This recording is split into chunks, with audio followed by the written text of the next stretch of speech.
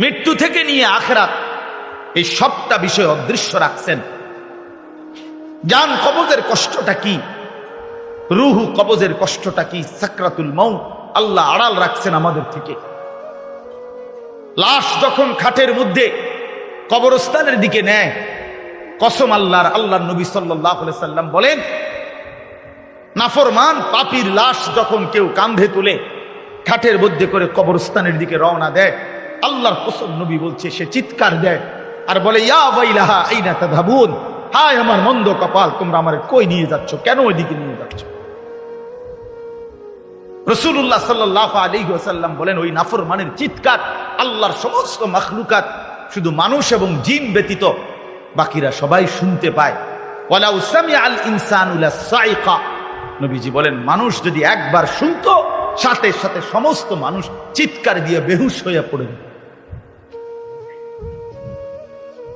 বেহুশ হয়ে পড়ে থাকত। ওরে ভাইয়া, কবরের আযাব না, শুধু ওই খাটিয়াটা নিচ্ছে এখন মাত্র কবরস্থান, এই সময়ের চিৎকার। আমরা কিতাবে পড়ছি, যদি একবার জীবনে কোনো মহল্লার কোনো মানুষ কোন নাফরমানের লাশের চিৎকার একবার শুনতো, খোদার কসম, আল্লাহর কসম, তো মানুষ আর কারো জানাজা দিত না, কাউরে আর দাফন করতো না, কারো লাশ আর কাঁধে নিত না যদি চিৎকার মারে। কথা বুঝেন না? তো মানুষের লাশ পড়ে থাকতো, পচে গলে যেত। আল্লাহ তাআলা দয়া করছেন আমাদের উপর, দয়া করেছে আল্লাহ তাআলা, দয়া করেছেন আমাদের।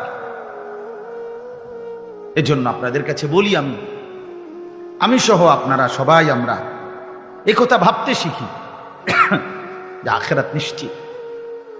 ছেলেরা আমার, ভাইয়া, কেন এই রং তামাশার এই জিন্দেগি?